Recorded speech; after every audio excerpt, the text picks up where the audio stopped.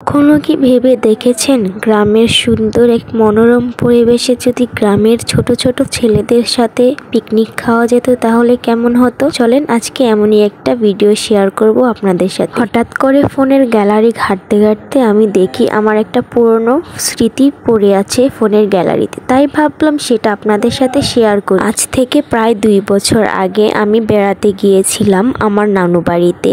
উদ্দেশ্যটা ছিল আমার মামাতো বোনের বিয়ের উদ্দেশ্য, তাই আমি সেখানে আমার হাজবেন্ডকে নিয়ে আমার মাকে নিয়ে বেড়াতে গিয়েছিলাম। নানু বাড়ি গিয়েছি, একটু আনন্দ না করলে তো আর জমবেই না। তাই আমার মনে হলো যে আমরা একটা ছোটখাটো একটা বারবিকিউ পিকনিকের আয়োজন করি। যদিও পিকনিকটা ছিল একটা মাছ দিয়ে। আমার আম্মুর 6 জন ভাই আর 4 জন বোন, মোট তারা 10 জন ভাই বোন। সেদিন আমার বড় মামার পুকুরে মাছ ধরছিল, সেখান থেকে আমরা একটা বড় মাছ নিয়ে আসি বারবিকিউ করে খাবো বলে। তাই সেটার আয়োজন চলছিল এখানে। তাই সবাই সেটার প্রিপারেশন নিয়ে সব তোড়জোড় শুরু করে দিয়েছিলাম। এখানে আমাদের সাথে আমার ছোট ছোট ভাই বোনেরা ছিল।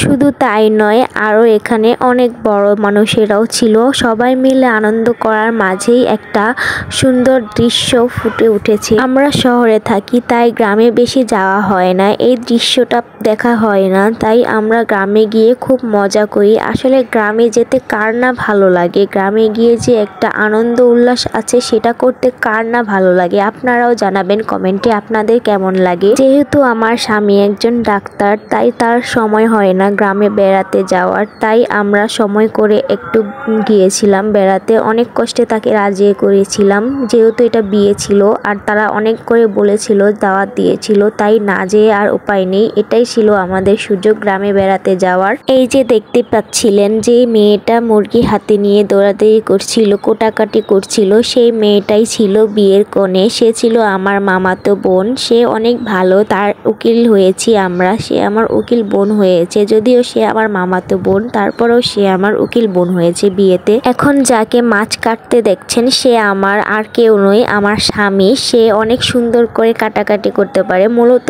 এই উদ্যোগটা নেওয়া তারই কাজ।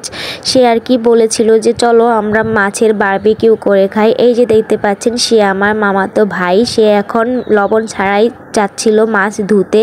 লবণ ছাড়া মাছ ধোয় কেউ? তাই তাকে আমি আবার মনে করিয়ে দেই, তারপর সে মাছ ধোয়ায়। আসলে গ্রামের মনোরম পরিবেশটা খুব ভালো লাগে। এখানে আমার মামি আর আমার বোন মিলে রান্না করছিল আমাদের জন্য। আর তারা আমার ভাই, সে তো কাঁচাই মাছ খেতে নিয়েছিল। এই তো আমাদের খুবই মজা হচ্ছিল। আসলে গ্রামের যে মজার মুহূর্তটা, এগুলো কার না ভালো লাগে? আর এখানে বিন বুলায়ে মেহমান চলে এসেছিল, কুতুবালি মানে কুকুর। তো যাই হোক, এই তো মাছে এখন মশলা দেওয়া হচ্ছে। মাছে আমার হাজবেন্ড মশলাগুলো মাখিয়ে নিচ্ছে ভালোভাবে। যেহেতু আমরা বারবিকিউ খাবো, তাই আমরা বিশেষ কোনো মশলা এখানে ব্যবহার করিনি। গ্রামীণ জীবনে মানুষ যেই মশলাগুলো এখানে ব্যবহার করে, আমরা ঠিক তেমন মশলাই ব্যবহার করেছি। এখানে একটু আদা রসুন বাটা আর একটু মশলা, গুঁড়ো মশলাগুলো নিয়েছি। আসলে আমরা যারা শহরে থাকি, শহরে থাকতে থাকতে গ্রামের যে একটি চলাফেরার ভাব, আমরা প্রায় ভুলেই গিয়েছি। গ্রামে যারা মানুষ থাকে তারা কিন্তু এত মশলা খায় না।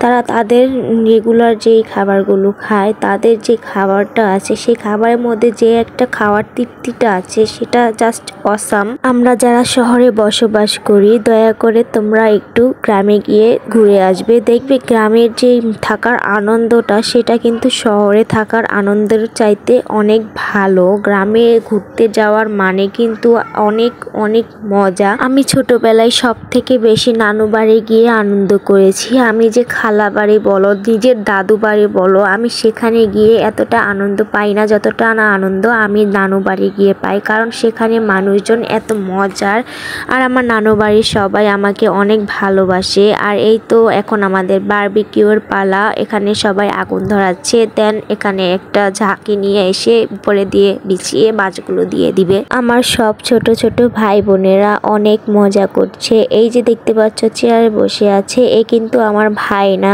এ হলো আমার ভাগ্নে। সে হলো, জানি না ভাগ্নে না কি বলে, ভাইয়ের ছেলে আর কি।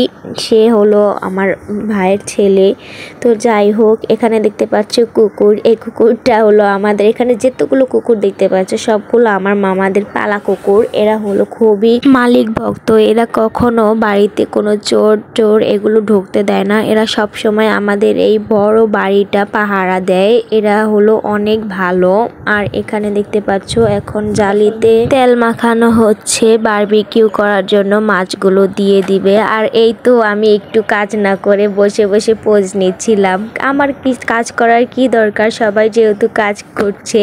আর এই তো মাছগুলো এখন রেডি হওয়ার জন্য তৈরি। আর এখানে একটা স্পেশাল সস দেওয়া হয়েছিল। স্পেশাল সসটা আসলে রাজিয়ার আব্বু বানিয়েছিল নিজের হাতে। তো যাই হোক, মাছটা খাওয়ার জন্য রেডি। তোমরা দেখতে থাকো। আর আমার ভিডিওটা কেমন লেগেছে তোমরা অবশ্যই কমেন্টে জানাবে। আর কে কে গ্রামে গিয়ে ঘুরতে পছন্দ করো কমেন্ট করে জানাবে। কার কার আমার ভিডিওটা ভালো লাগে সেটাও কমেন্টে জানাবে। আল্লাহ হাফেজ, সবাই ভালো থাকবে।